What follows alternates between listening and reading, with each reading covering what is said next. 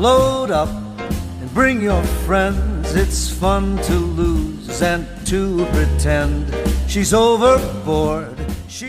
Bueno, soy Andrés Barreda, soy profesor de la Facultad de Economía de la UNAM. Me dedico hace 35 años a impartir la materia de Economía Política,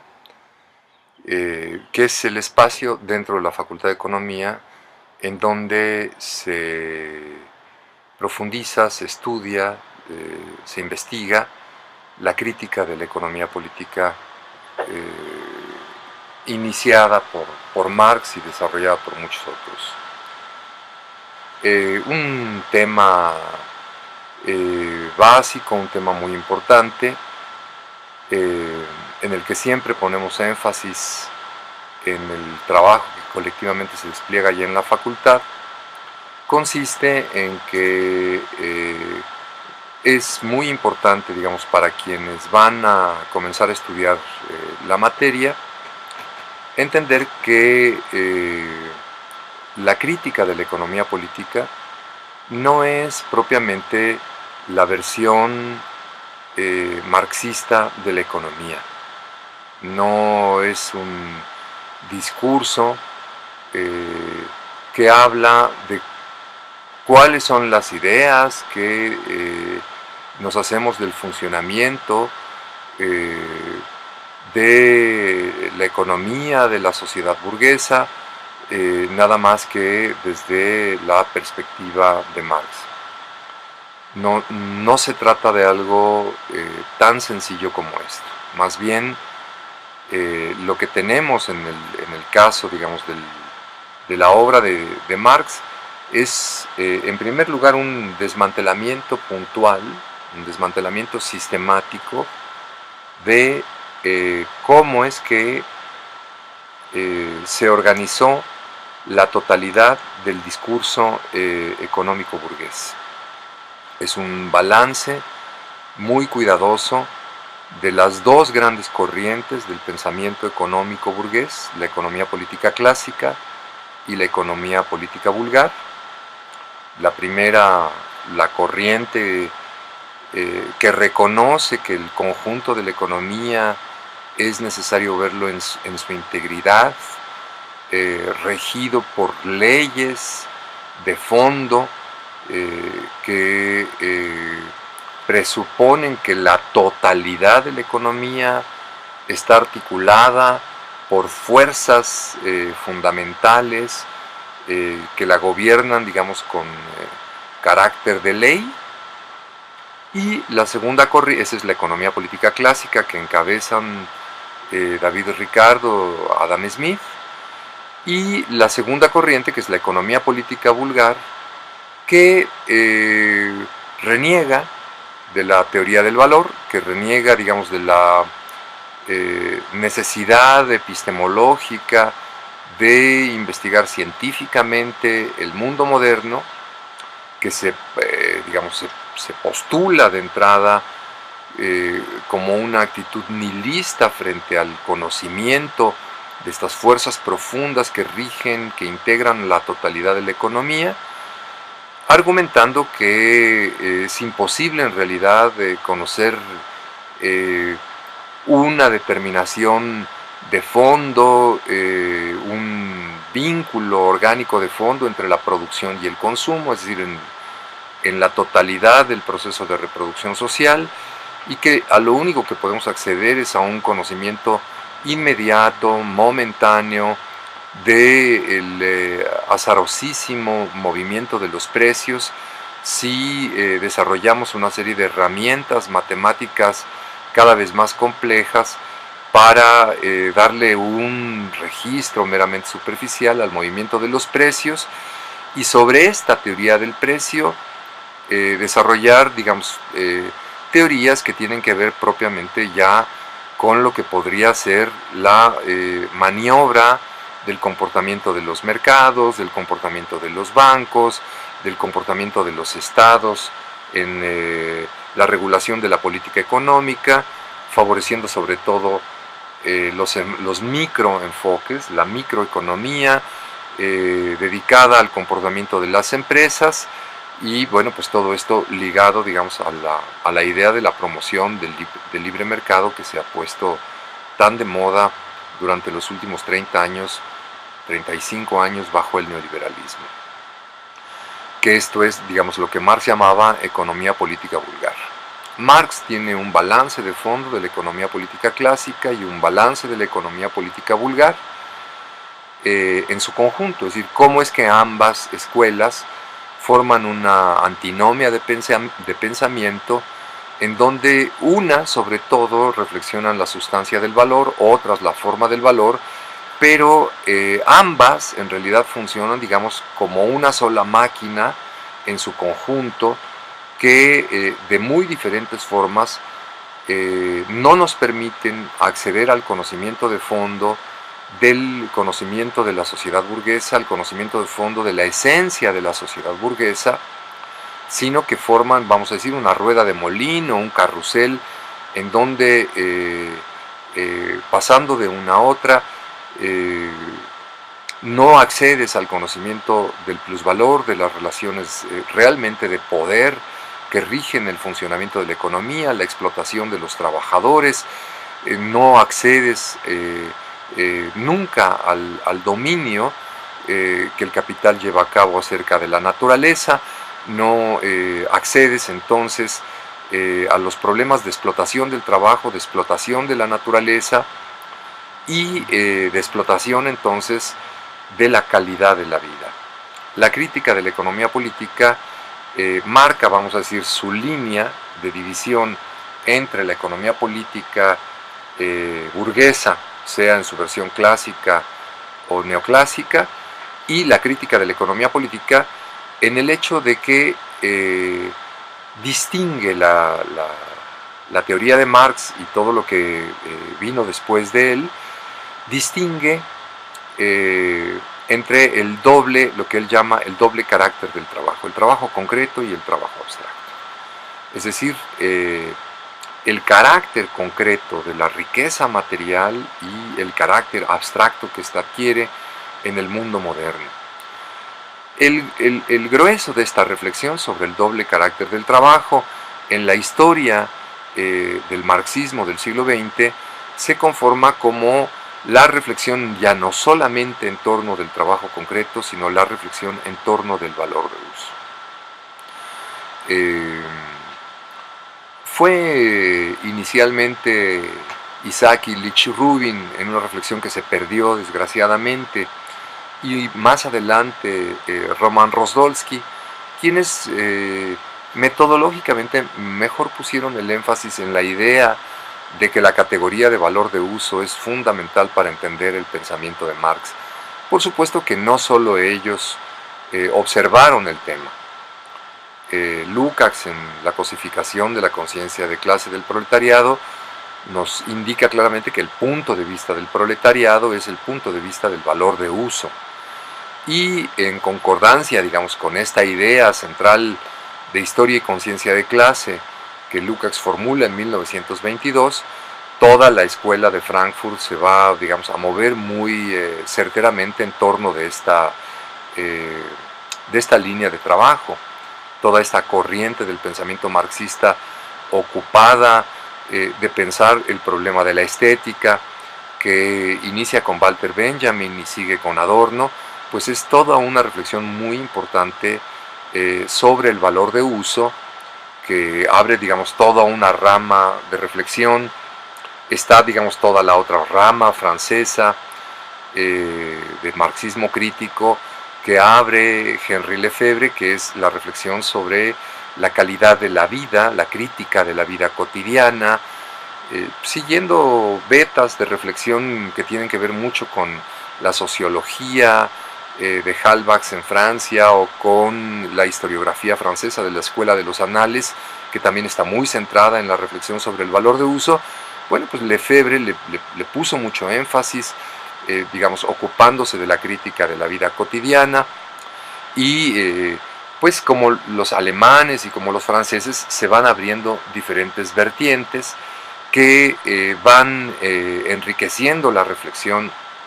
y que nos, digamos, nos conducen en los años 60 en los años ya 50 y en los años 60 a la reflexión sobre las situaciones, que es una reflexión que hable Sartre, pero que la retoman y la van a desarrollar muy en dirección digamos, de la reflexión sobre la calidad de la vida, el grupo de disidencia de izquierda de Estrasburgo, de los situacionistas franceses que van a, digamos, van a ir proliferando en Holanda, en Alemania, etcétera, también en reflexión, digamos, en dirección de una reflexión muy importante sobre la calidad de la vida y lo que es la situación del capitalismo contemporáneo como un capitalismo que controla el consumo, te controla condicionándote en una situación de pasividad para con el consumo de los objetos y de los espectáculos que te ofrece la sociedad capitalista. Quien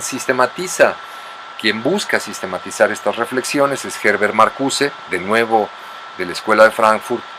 haciendo reflexión sobre la sociedad de consumo. Ahora bien, todas estas reflexiones sobre el valor de uso, que son mucho más complejas que lo que acabo de mencionar así muy abuela pluma, todas estas reflexiones, en realidad, aunque retoman la noción de valor de uso, podríamos decirlo así, tal y como aparece en el primer capítulo del Capital, del tomo 1, en el análisis de la mercancía, sin embargo, descuidan la forma en que el propio Marx lleva adelante su reflexión sobre el valor de uso. Lo que en el inicio es, vamos a decir, la teoría de Marx sobre la autonomización del valor que convierte al valor de uso, vamos a decir, de ser el centro del proceso de reproducción social en un simple instrumento del valor como nuevo centro del proceso de reproducción social, que se autonomiza al momento no solo de expresarse como valor de cambio, sino al momento en que esta expresión se desarrolla y entonces la mercancía se convierte en dinero, y que todavía se desarrolla más en el momento en que el dinero se transforma en capital. Bien, el modo en que esta autonomización del valor se convierte en una reflexión más puntual acerca del valor de uso es cuando Marx va a explorar el modo en que el capital somete al trabajo concreto, somete el proceso de trabajo como la relación concreta del trabajador con la naturaleza, y lo somete convirtiendo esta relación concreta de creación de riqueza material en un proceso de producción de plusvalor que se desarrolla por el método del plusvalor absoluto, es decir, transformando el contenido material temporal del proceso de trabajo, extendiendo la jornada de trabajo, lo que implica toda una alteración material, cualitativa, de los trabajadores, que los lleva a la destrucción de su vida, de su salud, a la mortificación de su existencia. Todas estas son transformaciones de valor de uso, que es el método del plusvalor absoluto, pero que se decanta en el momento en que el capital ya no solo explota plusvalor, extendiendo, o si ustedes quieren también, intensificando la jornada de trabajo, sino que lleva a cabo este control transformando ya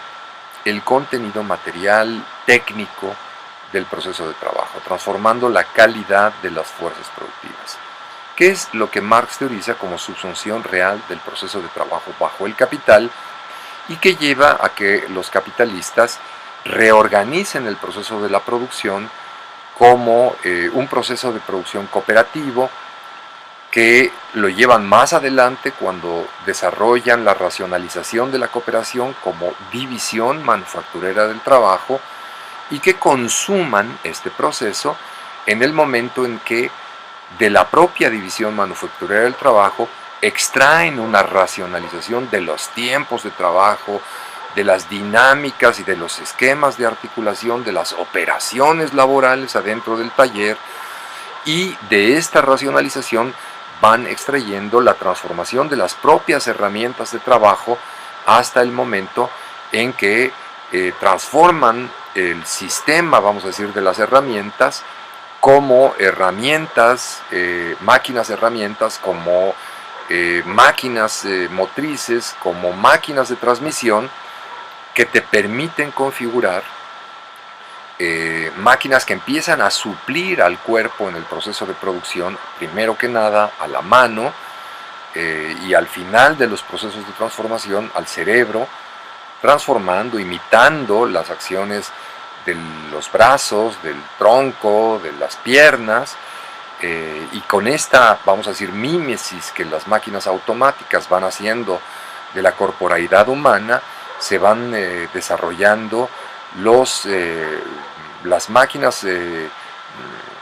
movimiento autónomo, de movimiento propio, que no solo simulan, sino que perfeccionan y llevan adelante de forma cada vez más ilimitada el desarrollo de la productividad humana, y que en realidad no pueden llevar a cabo todo este trabajo de mímesis si no introducen la racionalización científico-técnica. Entonces se requiere ya no solo, vamos a decir, de una inventiva tecnológica, sino de una participación sistemática de la física clásica que se comienza a desarrollar en la división del trabajo mecánico. Newton correspondería a esta época, sino que van desarrollando ya la intervención científica no solo en el terreno de la física, sino en el terreno de la química, en el terreno de la biología, en el terreno de la geología, qué sé yo. En fin. Todo esto es lo que para Marx conforma el proceso de subsunción real del proceso de trabajo bajo el capital, y que nos ofrece, digamos, una imagen del valor de uso en un espectro absolutamente complejo, subordinado bajo el capital. Estas ideas de la subsunción real del proceso de trabajo bajo el capital no las encontramos claramente rescatadas en el marxismo del siglo XX. Es una idea bastante incipiente de subsunción del valor de uso, que deja fuera la idea de la subsunción real del trabajo. El único, digamos, que apuntaba en esa dirección fue Henry Grossman, que junto con Hessen, que es un marxista ruso que asesina a Stalin, inician un trabajo de investigación sobre el modo en que el pensamiento de Newton deriva de la división del trabajo. Ambos desarrollaron sus ensayos en los años 30. Actualmente sus ideas son conocidas como las tesis de Grossman y Hessen, que pues unas las bloqueó Stalin y las otras las bloqueó Max Horkheimer, porque al gusto de Horkheimer, Henry Grossman pues era un pensador demasiado marxista, no le gustaba, le parecía muy economicista, y bueno, Horkheimer truncó, bloqueó, así como bloqueó el desarrollo de otro marxista extraordinario que fue Alfred von Rethel, o tampoco le facilitó las cosas a Benjamin. Digamos, a quien más daño yo pienso le hizo fue a Henry Grossman, y realmente se bloqueó esta beta tan importante que podría haber llevado al rescate de las categorías de subsunción formal y real del proceso de trabajo bajo el capital. Bueno, pero esas teorías sobre la subsunción real quedaron allí, y en realidad el marxismo no las redescubrió sino hasta muy tardíamente, cuando se publica este manuscrito, este fragmento de manuscrito de Marx de la crítica de la economía política, que corresponde a la versión de 63-66, que es el capítulo sexto inédito, en donde Marx habla con todas las letras, digamos, de que la categoría central que rige su reflexión, digamos, sobre la plusvalía relativa es la categoría de subsunción real del proceso de trabajo, que entonces, bueno, se comienza propiamente de manera muy tímida en los años 70 a reflexionar sobre el tema, y que en realidad, bueno, se vuelve realmente una herramienta de reflexión muy fuerte cuando Jorge Veraza utiliza, vamos a decir, la categoría de la subsunción real del proceso de trabajo para llevar a cabo un ajuste de cuentas con la reflexión que Herbert Marcuse ha hecho sobre la sociedad de consumo, y a Veraza se le ocurre, digamos, formular esta idea de la reflexión sobre la subsunción real del consumo. Porque entonces ya el valor de uso se nos aparece no solo digamos como la totalidad de los valores de uso del proceso de producción, sino como la totalidad de los valores de uso del proceso de consumo, del proceso de distribución, del proceso de reproducción, como la totalidad de los valores de uso que están insertos en el conjunto del desarrollo histórico. Se nos aparece tal y como dice Marx al inicio del capítulo sexto inédito, cuando dice que valor de uso es todo, ¿no? Todo es valor de uso. Y bueno, la idea de Veraza es que esta totalidad o esta complejidad del valor de uso es lo que se ha convertido en el objeto privilegiado de la dominación por parte del capital a lo largo del siglo XX. Esta idea es una idea muy fuerte que hoy, bueno, pues nos permite dar cuenta no solo de las formas o estrategias inesperadas que desarmaron toda la lucha obrera que se había venido construyendo en el siglo XIX y en el siglo XX y llevaron, digamos, a un cambio de las estrategias en el piso de fábrica y que, digamos, sirvieron para el desmantelamiento de las estrategias de resistencia dentro de la fábrica, como han planteado muchos críticos del dominio del proceso de trabajo. No solo ha servido para la construcción, digamos, de lo que es la forma salario que reflexionaron los regulacionistas en los años 70 y 80 como forma también complementaria de control del piso de fábrica, digamos, de las estrategias de control del Fordismo, del Toyotismo, sino que ha servido no solo para el control de estas determinaciones económicas del proceso de trabajo y el salario, sino para el control de la totalidad de la vida. Es decir, para no solo el proceso de producción de cosas, o sea, no solo nos sirve para pensar lo que son las fuerzas productivas técnicas y el dominio de las fuerzas productivas técnicas, sino todo lo que es el proceso de producción de personas. Es decir, todo lo que es el proceso de control de la sexualidad, el proceso de control de la alimentación, de la salud, del espacio doméstico, de los deportes, del descanso. Todo eso es objeto de dominio y control sistemático que tiene que ver con el control del cuerpo y por ahí con esa otra parte importantísima del valor de uso que es la psique, es decir, que tiene que ver con las emociones, que tiene que ver con las pasiones, con la envidia, con los celos, con la confusión emotiva, existencial, que bueno, pues es materia privilegiada de subsunción de Hollywood o de la televisión o de diferentes dispositivos que el capital ha desarrollado para controlar, digamos, sistemáticamente a toda la población y que forman un enredijo, porque este control de los procesos de consumo tiene que ver con el control de la alimentación, o tiene que ver con el control del espacio doméstico, tiene que ver con el control de la ropa, y tiene que ver todo finalmente con la extracción de plusvalor, o si no tienes el privilegio de ser un explotado y un superexplotado adentro de una maquiladora, pues también tiene que ver con las formas de control del ejército industrial de reserva. El capitalismo cada vez domina más a la gente en calidad de desempleada. No la dominan en el proceso de trabajo, la dominan en el proceso de consumo y en la totalidad del proceso de reproducción. Y ese dominio se da a través de este control material de los contenidos de la totalidad del proceso de consumo. Entonces, bueno, ya a estas alturas del siglo XXI, la categoría de valor de uso se nos devela como una de las categorías más poderosas de la crítica de la economía política para pensar la modernidad.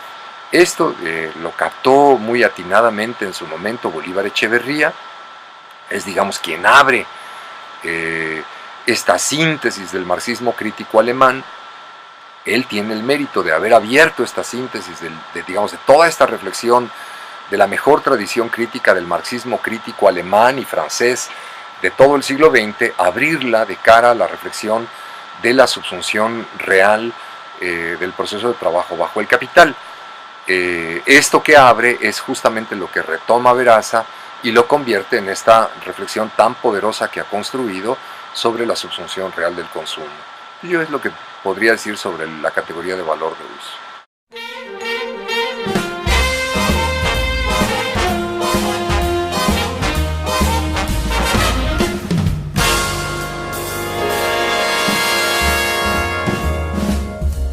load up, and bring your friends. It's fun to lose and to pretend.